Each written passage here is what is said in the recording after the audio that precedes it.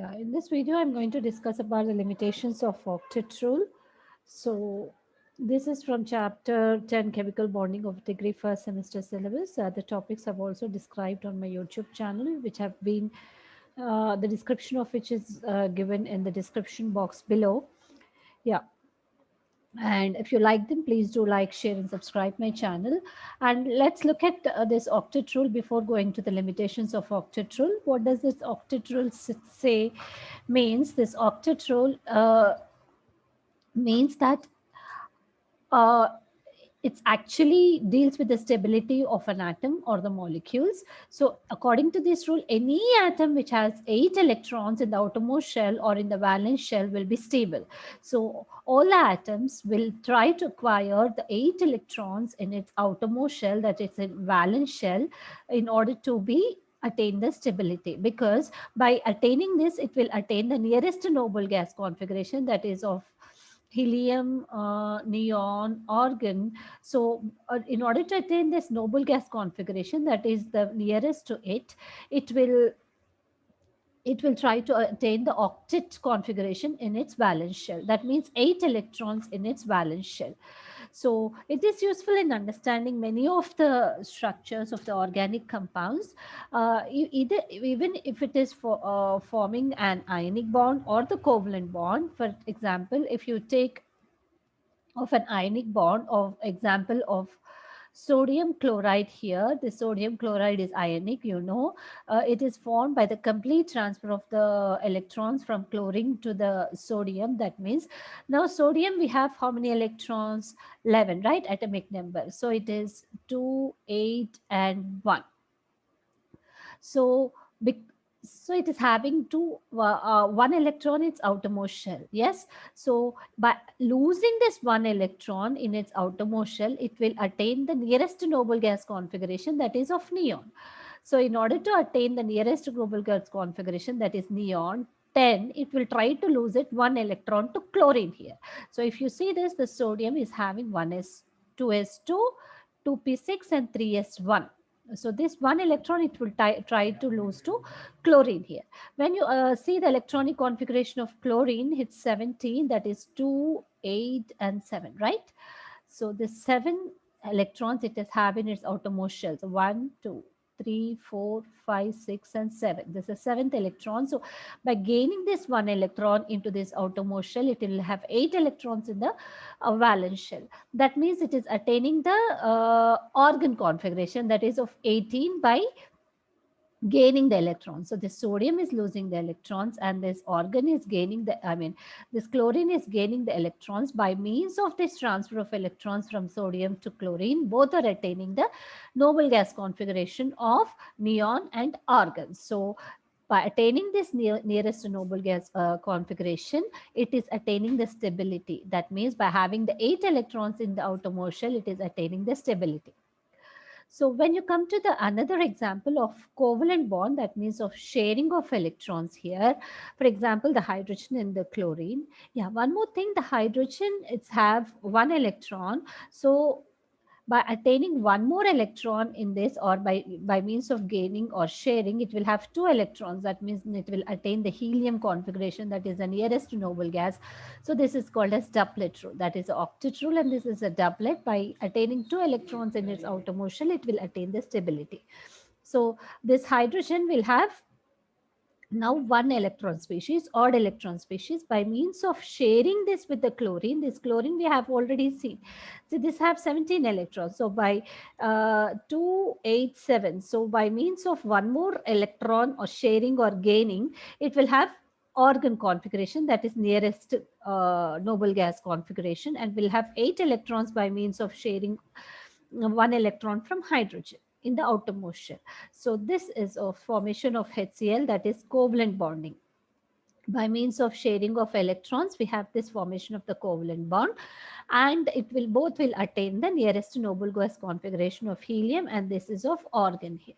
So what we are understood in this is, according to Lewis theory or this octet rule, says that the atoms will attain the stability by attaining the octet configuration in its outermost shell.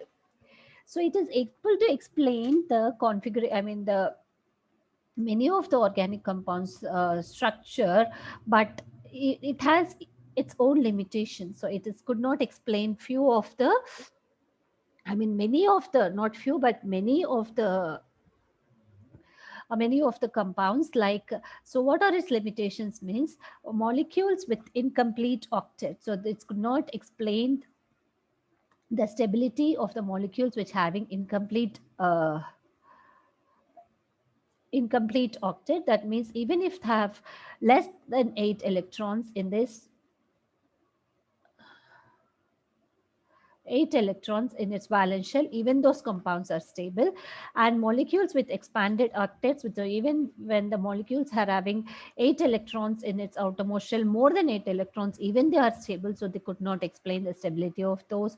And the molecules with odd electrons means not even. Now we have still seen that is the 8 electrons even number. With odd electrons also, it could not explain and does not give any idea about the shapes of the molecules. So these are all the limitations of the octet rule. Let's look at one by one, all these limitations. The first limitation is the molecules with incomplete octet. So I've already told this. Most of them will violate this octet rule. That means, for example, if you take this BeCl2, it is not having the octet configuration. There's Be, the central atom, but still it exists and it is stable. So this could not be explained by means of octet rule. And that such type of compounds are called as electron deficient compounds. That means they are deficient of electrons. So for example, if you see this um, BeCl2, this beryllium, now its electronic configuration, you know that it is 4, right? Helium, lithium and beryllium, right? So 1s2, 2s2. First thing is it is having helium like configuration, like see 2. Still it is forming the bonds and is stable. So the first thing, the violation of the octet rule, even if it is having the helium like configuration, it is forming the bonds and is stable. And the second one is, yeah, this beryllium, if you see, it is two electrons in the outermost shell. It's a second group element, right? So if it is second group element, 2 electrons in the outermost shell. See these two of the beryllium here. So, and if it is for sharing the electrons, forming the covalent bond with 2 other chlorine atoms. So this chlorine, we know that it is 17, right? So 17 to 8 7, right? So this beryllium having 2 electrons in the outermost shell, this chlorine 7 electrons in the outermost shell. So it needs 1 electron and to complete its octet now. So when you see this beryllium, these 2 electrons and this chlorine 7 electrons in the outermost shell, by means of sharing this 1 electron with beryllium, it will gain 8 electrons. This is okay. This is following the octet rule, and even the same is true with this chlorine too. But beryllium, if you see, by means of sharing, it is attaining the electronic configuration. I mean it has 4 electrons in the outermost shell, only 4 electrons, even though it is having 4 electrons, that is, it is less than 8 electrons. Even though this is having 8 electrons, I mean 4 electrons in its valence shell of beryllium, even then it is stable. So it could not explain the stability of electron deficient compounds, or the compounds or the molecules which are having an incomplete octet. The example is BeCl2. So this Be, which is having 2 electrons in its outermost shell, try to form the bonds with the chlorine here, which is having 7 electrons in its outermost shell. So chlorine, it is completing its octet, even this chlorine. But when you come to the beryllium here, only 4 electrons in its valence shell. So incomplete octet. The stability of this could not be explained by means of an octet rule. And the second example is BeCl3. This boron, we see it is 5, right? So 2 and 3. So its outermost configuration is 3. So this 3 here. So by means of covalent bonding or sharing of electrons, this boron with the three other chlorine atoms. This chlorine, we know that it has 287, so it's short of one electron, so it's hungry. So it wants only one electron to complete its octet. So these are completing its octet, this chlorines. Okay, fine, no problem. But when you come to this boron, now even after sharing, it has only 6 electrons. So even this is a violation of octet rule. So it's having less electrons when compared to that of then 8 electrons. So the stability of electron deficient compounds like BeCl2, BCl3, and BF3 could not be explained by octet rule. And such compounds or such molecules are called as hypovalent molecules, hypo less. So they have less electrons, that means less than 8 electrons, so called as hypovalent molecules. This is the first limitation. And the second one is it could not explain the stability of the molecules which having more than 8 electrons in its valence shell. When we come to the examples like PCl5, SF6, and IF7, mm, the phosphorus will have 10 electrons and sulfur will have 12 electrons, which could not be explained by means of octet rule. And this is called as an expansion of octet rule or expanded octet, electron octet, whatever. So even this could not be explained by means of octet rule. So when you come to this phosphorus, sorry, yes. When you come to this phosphorus pentachloride, that is PCl5, phosphorus is 15, right? So it is 2, 8, and 5. So the 5 electrons in its valence shell. This chlorine is again 17. So 2, 8, and 7, it is short of 1 electron. So the 5, since this has 5 electrons, 5 chlorines can come to it and forms bonding and forms sharing, and the 5 other chlorine atoms can attain the octet by means of sharing with one phosphorus here. So yeah, there's 1, 2, 3, 4, 5, 6, 7, 8. So this all chlorines have octet configuration, but when we come to this phosphorus, it is having 10 here. See, 1, 2, 3, 4, 5, 6, 7, 8, 9, 10. This phosphorus having 10 electrons, which is more than 8 electrons. That means it is violating the octet rule. This is the expansion of an octet rule. Same is true with sulfur hexachloride. This is 16. So 2, 8, and 6. So 6 other fluorines can come to it. This fluorine is 9. So 2 and 7. So one more electron is needed for it to complete the octet configuration, which is near to neon here. This is for organ. So the 6 other fluorines can come to this sulfur, share its electrons with sulfur, and can attain the octet configuration here. But when we see this sulfur here, it's having 12 electrons. 1, 2, 3, 4, 5, 6. 6 into 2, 12. So it's more than 8 electrons. So even this is violating the octet rule.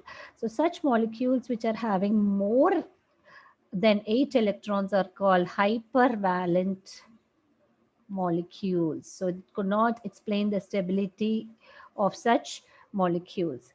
And the third one is the odd electron molecules. So this octet rule could not explain the stability of the molecules having odd number of electrons.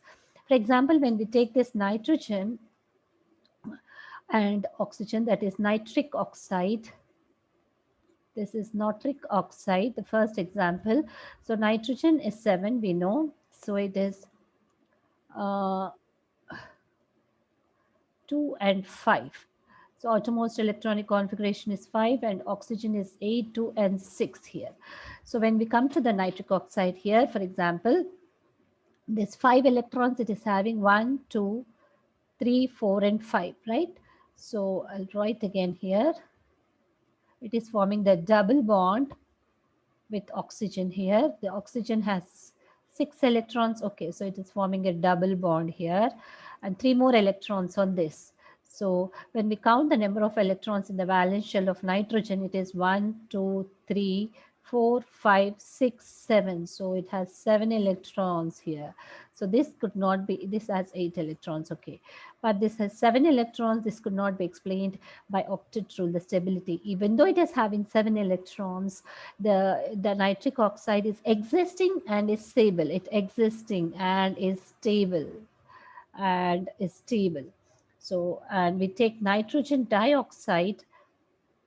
This is nitrogen dioxide. Even this exists and is stable, but the stability could not be explained by octet rule, even though it is having odd electrons. That's nitrogen again here, 2 and 5, right? This is nitrogen dioxide.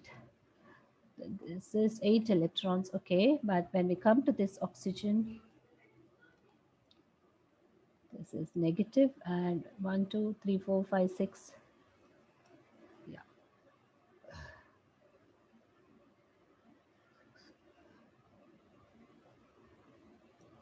This is only single electron here.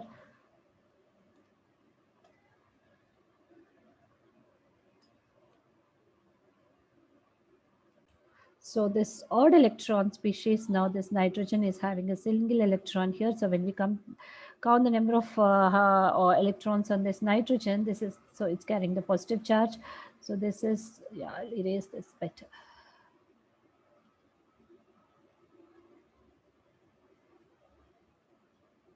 Single electron here. So 1, 2, 3, 4, 5, 6, and 7. So it is having 7 electrons here. Even though it is having 7 electrons, it is stable here. Yes, so it could not explain the stability of odd electron molecules. And the next limitations is it could not explain, no idea about the shapes of the molecules. So it could not explain why methane is tetrahedral, while ammonia is trigonal pyramidal, and water is bent or angular. So no idea about the shapes of the molecules. So then the third one is, we said that all of the elements are uh, trying to attain the noble gas configuration. Because the noble gases are stable and inert, all the elements are trying to attain the configuration of noble gases, because they follow the octet rule, trying to attain the 8 electrons in its outermost shell. But when we come to the noble gases like xenon and krypton, even they are forming the compounds with fluorine like XeF2, KrF2, and XeO2, which could not be explained by the octet rule. So let's revise this a little. So what are the limitations means? Yeah. Yeah. This one, the first limitation is it could not explain the stability of molecules which are having incomplete octet. For example, BF3, BCl3, and BeCl2. They're having less electrons, that means less than 8 electrons in the valence shell of the central atom. Even though they're having less electrons, they are stable. And the second one is molecules with expanded octet, that means having more than 8 electrons in the valence shell, like PCl5 and SF6. And it could not explain the stability of odd electron molecules like nitric oxide and nitrogen dioxide, with having odd electrons in the outermost shell of the central atom, and no idea about the shapes of the molecules. So these are the limitations of the octet rule.